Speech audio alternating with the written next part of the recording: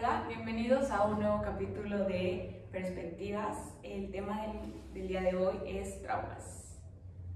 Tenemos un invitado especial, Gibran. Cuéntanos un poco de ti.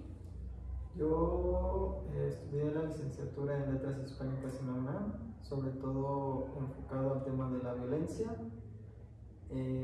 Actualmente estoy estudiando una licenciatura en Derecho. Ok, qué cambio tan drástico, ¿no? Esperemos. Vamos a ver a dónde nos lleva esto. Tenemos un par de preguntas también. Queremos conocer tu punto de vista desde varias perspectivas, varias como cosas. El punto del podcast siempre ha sido como conocer, ver más, a ver a dónde nos lleva la conversación.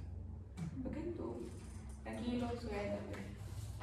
Nos patrocina Espica, una productora de videos, de audiovisuales.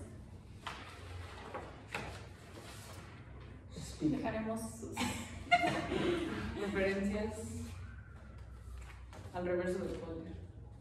Nuestro productor les entregará. Ok, iniciamos con ¿qué es el trauma?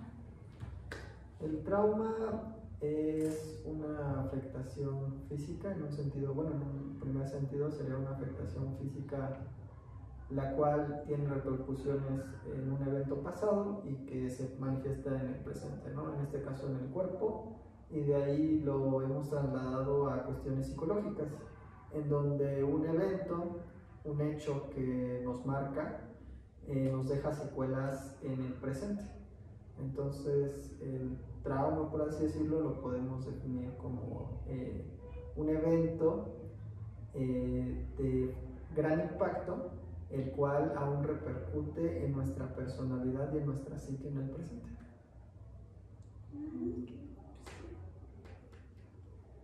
Ok. Desde tu punto de vista, ¿crees que hay un trauma que se repita en la sociedad?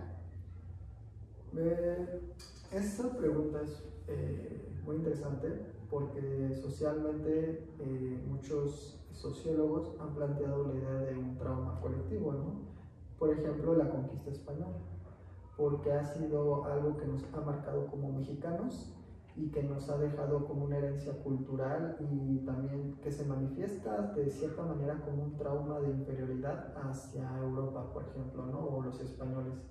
Entonces, nosotros somos muy serviles con otras nacionalidades, sobre todo con los blancos europeos, los cuales los sentimos superiores a nosotros o con más autoridad que nosotros, que actualmente se ha ido quitando eso por políticas, por una visión histórica del mundo que se ha dado a través del tiempo y de la reflexión de las personas.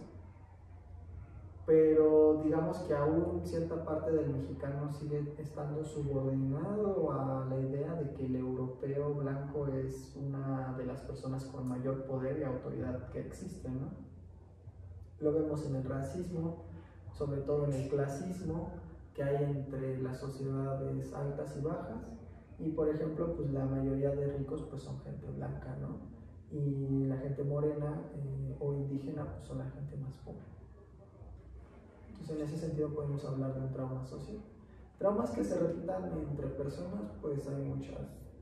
Puede ser en las relaciones de pareja, puede ser la violencia que existe en México, que deja secuelas muy grandes, ¿no? Ahorita con lo del Culiacanazo, que en Tamaulipas, que está la violencia que está ardiendo, pues sí, muchas personas van a compartir ese trauma porque al fin y al cabo es un hecho muy fuerte, ¿no? Que va a marcar la personalidad y la vida de esas personas que están sufriendo pues esas circunstancias. Entonces podemos tomarlo de esas maneras, ¿no? Es muy amplia la pregunta. Sí, se vive un trauma fuerte, aguas. ¿Y qué consecuencias tendrían esos eventos traumáticos en la sociedad? En la sociedad puede crear, por ejemplo, la delincuencia, ¿no? Pueden agarrar a estos grupos organizados personas que están vulnerables por el trauma y los pueden meter dentro de sus filas, puede causar psicopatías, puede causar patologías, puede causar desviaciones sexuales, puede causar trastornos alimenticios, trastornos de personalidad. O sea, realmente el trauma tiene muchas formas de manifestarse y que pues de alguna u otra forma marcan un antes y un después de las personas, ¿no? No siempre los niños van a tener traumas, o generalmente se asocia el trauma a la infancia, pero eso no quiere decir que en una etapa adulta tú no puedas vivir un hecho traumático, como por ejemplo la violación de mujeres o los feminicidios. Son eventos traumáticos para las personas que las viven, ¿no? Para las madres que pierden a sus hijas en manos de estas personas que por el simple hecho de ser mujeres pues las violentan, y las madres quedan desoladas, quedan traumatizadas por ese acto, ¿no? Entonces, pues sí, el trauma se manifiesta de muchas formas: social, política y sobre todo personalmente. Todas las personas que sufren de algún evento de esa magnitud pues resienten en su persona, en su psique, pues todo este dolor, toda esta impotencia, ¿no?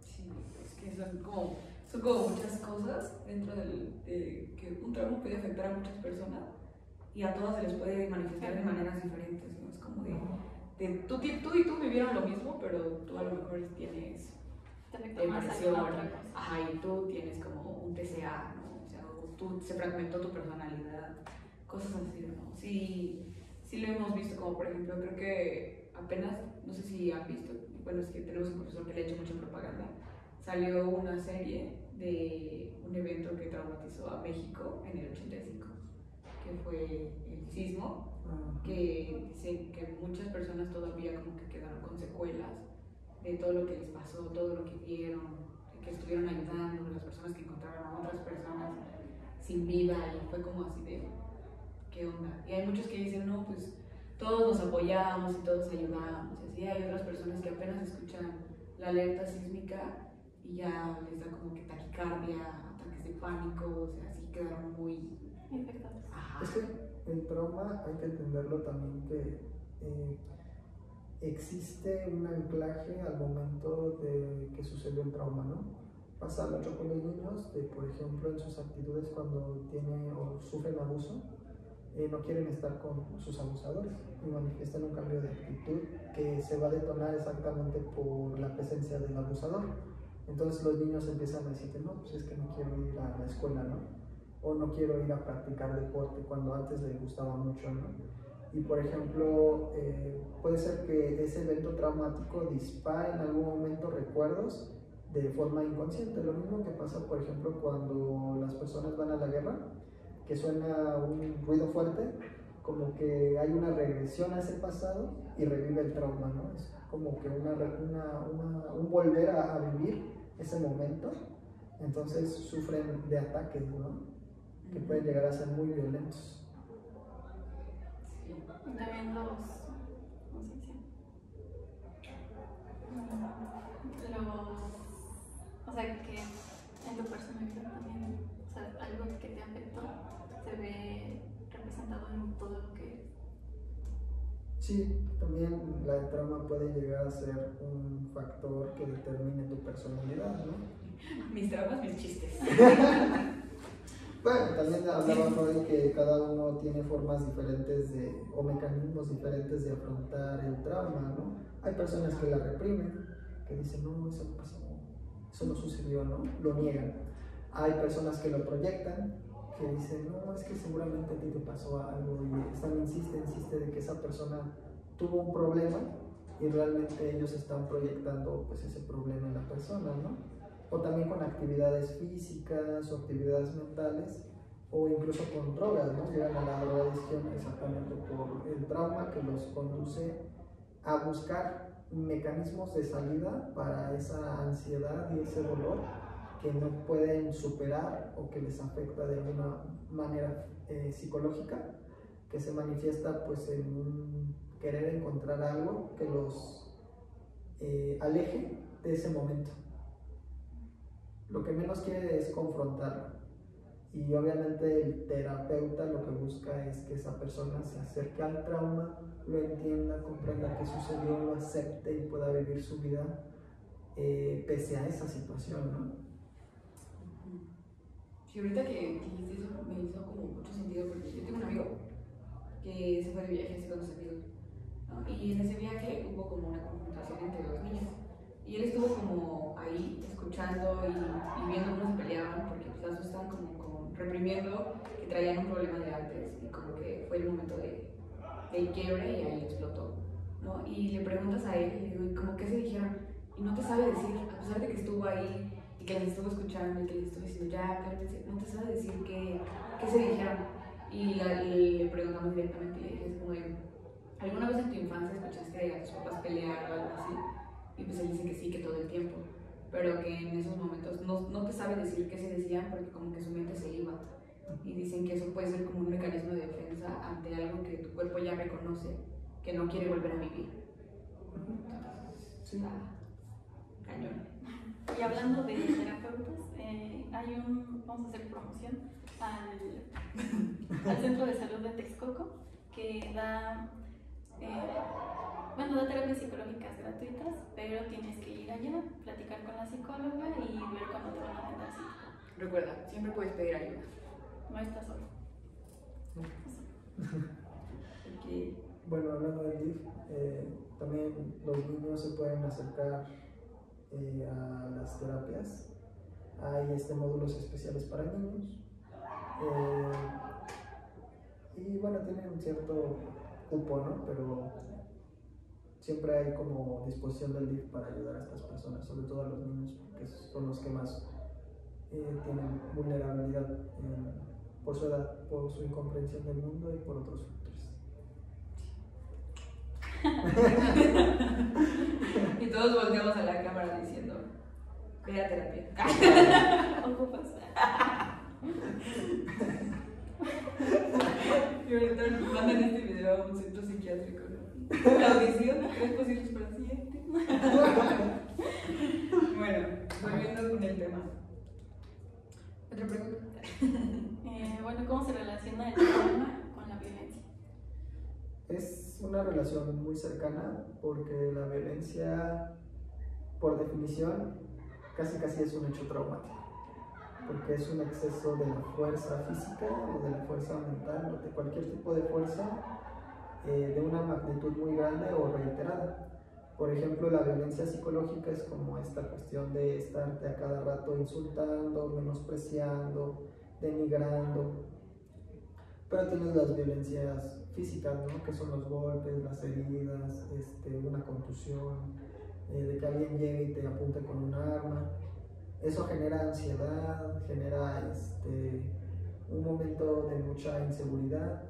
Y entonces el trauma está muy ligado a la violencia porque generalmente los hechos violentos generan trauma.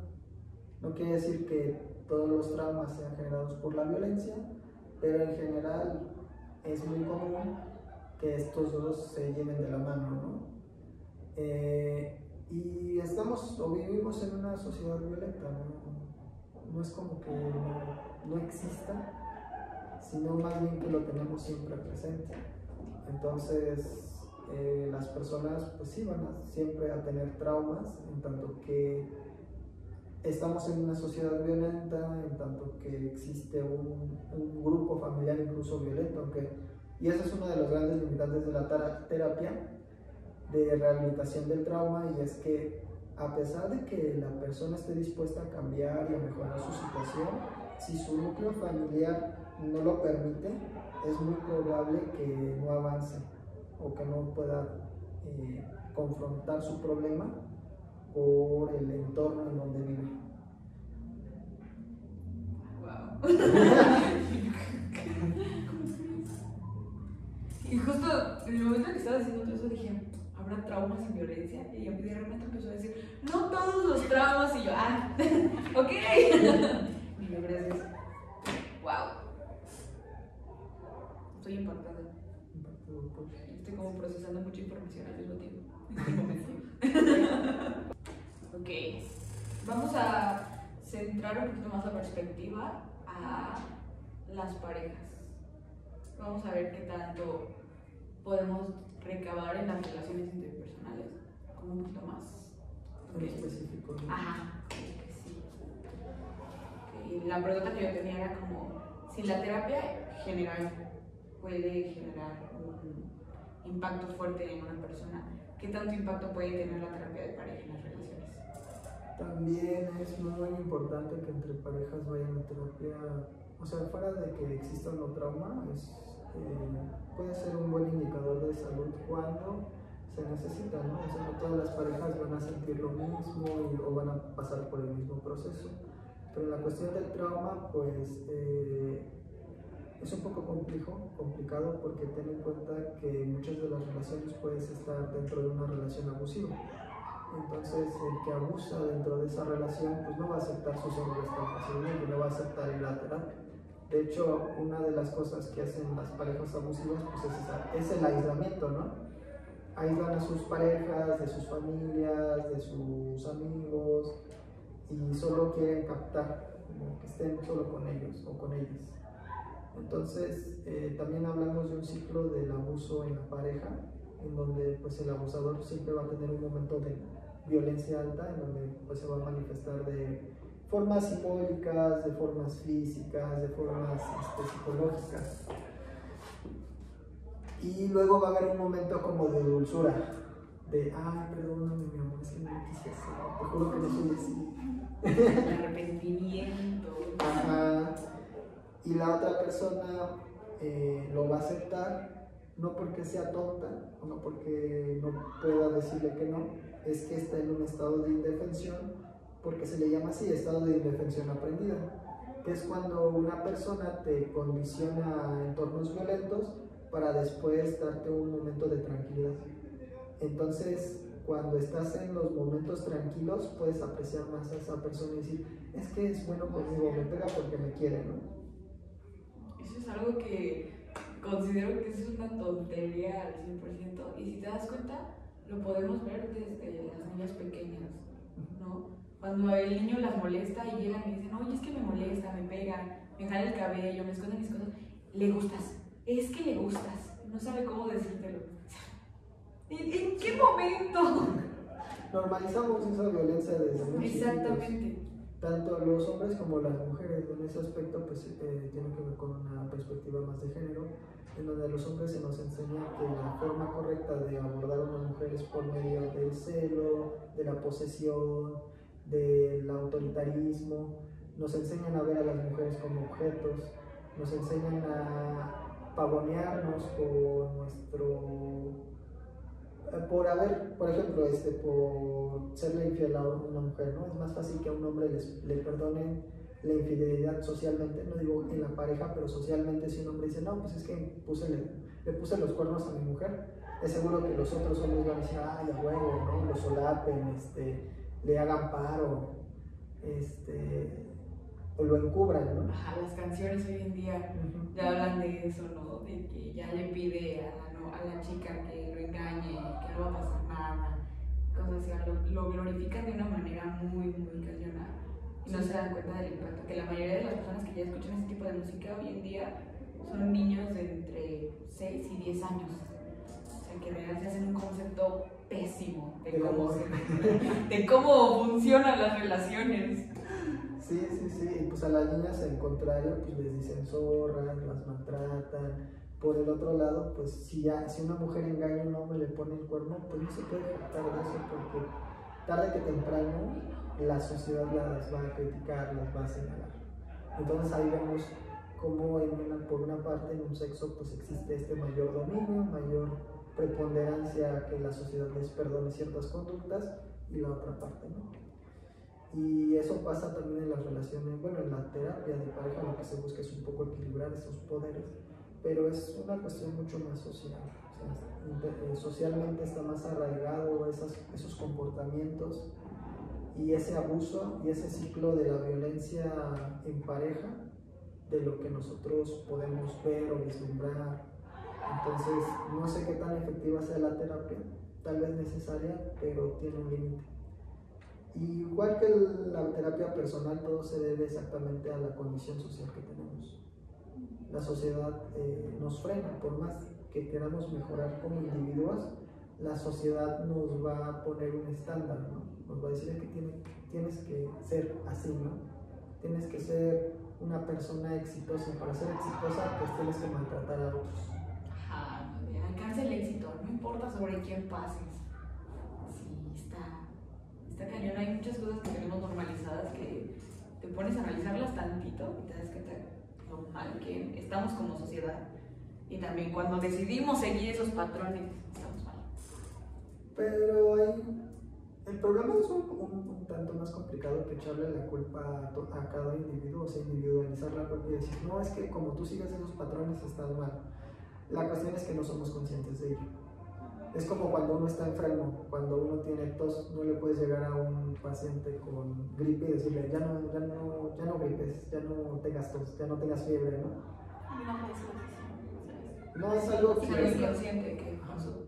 Sí, que realmente lo que tenemos que hacer es crear conciencia por medio de campañas, información, educación, porque de ahí proviene el verdadero cambio, porque individualmente por más que queramos cambiar, por más que queramos tener relaciones sanas, no las vamos a poder tener en tanto que vivamos en una sociedad contaminada de prejuicios, de expectativas, de violencia.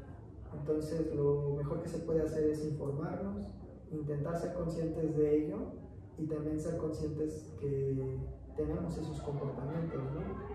Y saberlos identificar, saber decir, no, pues es que sí estoy siendo de esta manera, ¿no? Estoy causando daño a la otra persona. No solo cerrarse, ¿no? Y decir, es que a mí me hicieron esto y yo por eso soy así. Yo esto va para acá. Y yo le puedes poner un plus. Bueno. No, pues es que hay muchas cosas, ¿no? O sea, creo que el tema que elegimos nuevamente tiene para extenderse muchísimo. Sí, el trauma es uno de los temas más complejos, tanto en la psicología como en la sociología, como en las cuestiones políticas, incluso en el derecho. Ya si nos metemos a una cuestión más formal, por ejemplo, ¿qué pasa cuando quieres demostrar que una persona ha sido violenta psicológicamente, ¿no? Porque la violencia psicológica existe, pero es difícil de demostrar, ¿no? Cuando estás en un tribunal, pues no es como que digan, ah, pues es que está loquito, o es que está mal. Tiene problemas. Ajá, no es tan visible y la forma en que se tiene que hacer es por medio de un peritaje psicológico, ¿no? Y que el perito te diga, no, pues sí sufre de esto, de aquello, ¿no? Una de las pruebas que más identifica a una persona que sufrió de abuso y que tiene traumas es exactamente un medidor de estrés postraumático. El estrés postraumático es uno de los indicadores de violencia psicológica más fiables que hasta el momento existen. ¿Por qué? Porque el estrés postraumático generalmente se da en situaciones muy extremas, como en la guerra y también en las relaciones abusivas de pareja. Entonces, es una forma, por ejemplo, de demostrar que una persona sufre de ese tipo de violencias o que tiene ese tipo de trauma, ¿no? Por ejemplo, hay que también considerar, ¿no?, que hay muchas personas que saben que tienen relaciones dañinas y que siguen un patrón y que todo el tiempo están diciendo así como de que eligen a las malas personas, ¿no?, cuando en realidad están siguiendo el patrón de que los guía a sus traumas. Y hay muchas personas que no creen en la terapia y que dicen que no, que el amor es así.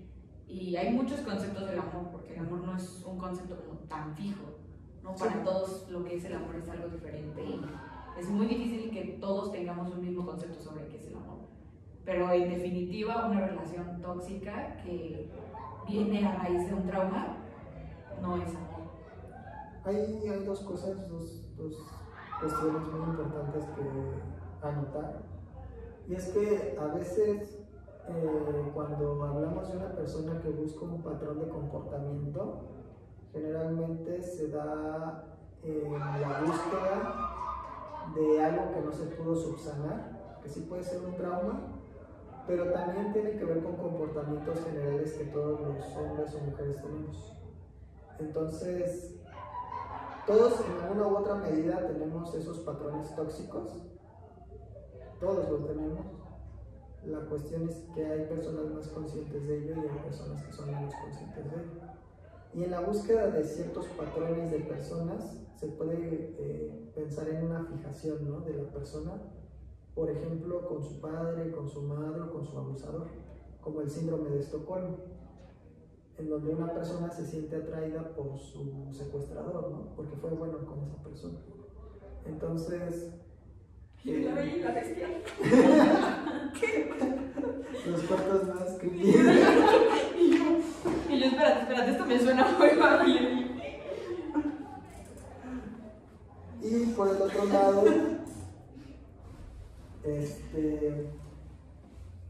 tenemos... Ay, se me fue la otra. Ay, perdón.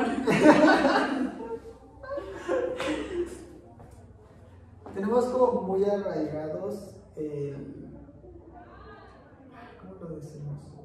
El juzgar a la otra persona a veces por esas decisiones que toma, por esas parejas que agarra, pero es que está en un proceso que es muy personal y único, y por más que quieras decir, güey, date cuenta que te estás juntando con puro vato pendejo, Sí, claro. pues la persona no va a poder salir de ahí hasta que haga consciente su trauma o su necesidad y pueda salir de ahí. Las relaciones de violencia intrafamiliar, muchas veces la mujer se queda hasta que se muere, o sea, literalmente hasta que su marido la mata, porque no sabe cómo salir de ese ciclo, están en un estado de indefensión. Entonces muchas veces esos ciclos de elegir parejas tóxicas tienen que ver con que la mujer está en un ciclo constante de abuso y por ende no sabe qué hacer, no sabe cómo actuar, no sabe si salir o no salir por miedo a que su pareja la deje. Ya genera una dependencia emocional con la otra persona. Y eso es lo más grave en estas situaciones de abuso, tiene que ver con eso, con la dependencia que una persona genera hacia otra.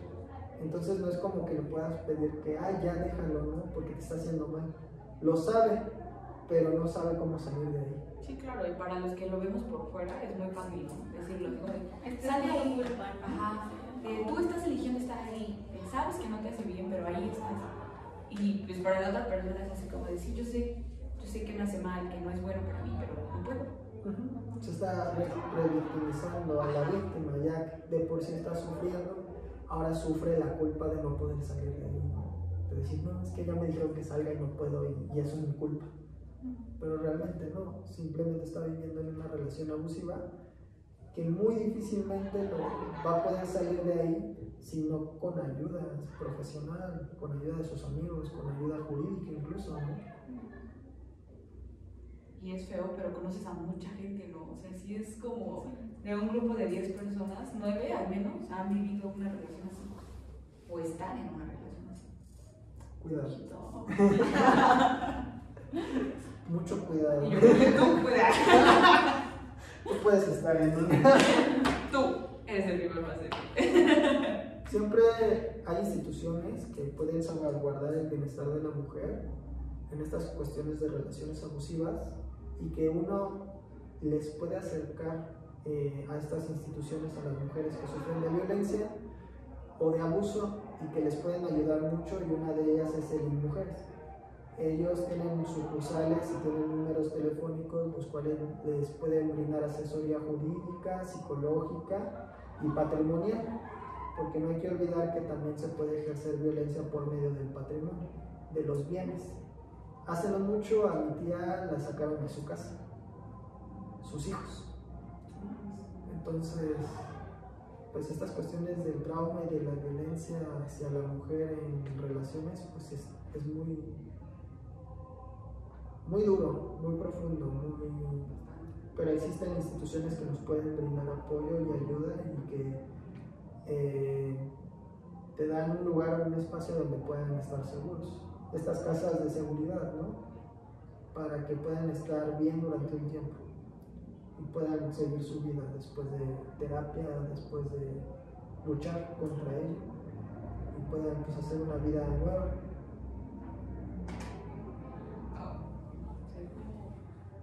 De la nada abordaste un tema y de repente dices, pero hay ayuda, ¿no? O sea, que sí, hay todo lo malo, está todo lo malo, claro, pero también hay cosas que son buenas. En el sentido de la ayuda, Nada más.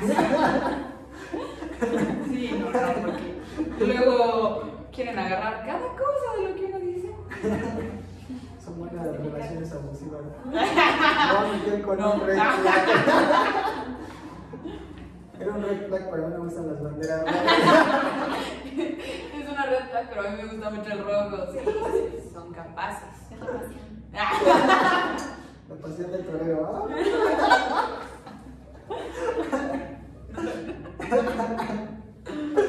Ay, no, qué bochete.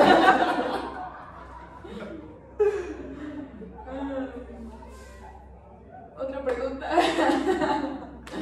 Yo no, tú. No, ya por ahorita resolví todas mis dudas.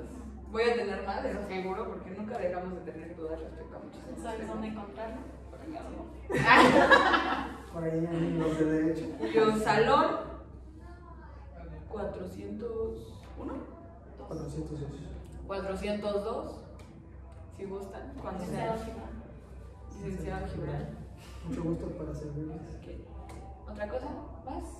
¿Algo más que quieran añadir? Anotando sobre el trauma, pues nada, sumando sobre la violencia. Que no nos demos por vencidos en esas cuestiones de sentirnos impotentes, porque siempre van a querer a través de la violencia pues hacernos impotentes y no hay que dejarnos, no porque no podemos, pero siempre hay caminos de salida para esas relaciones abusivas. No se dejen, pidan ayuda.